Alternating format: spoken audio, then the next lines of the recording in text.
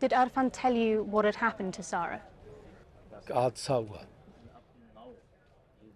इसके अलावा कुछ नहीं। कैसे पेश आया ये नहीं पता।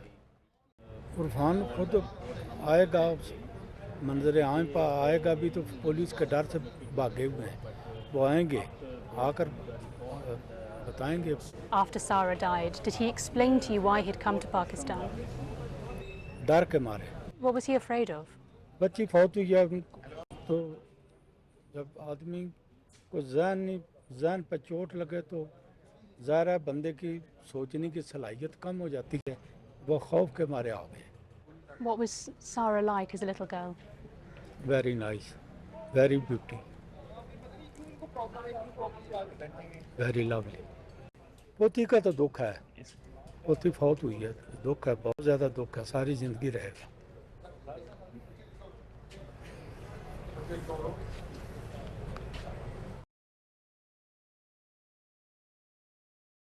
ज़ाहिर है जहाँ भी होंगे आजकल डिजिटल दौर है, वो मेरी बात सुन रहे होंगे।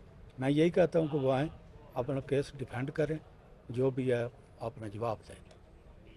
वापस जाना है वापस जाए, जाके अपने केस को फेस करें।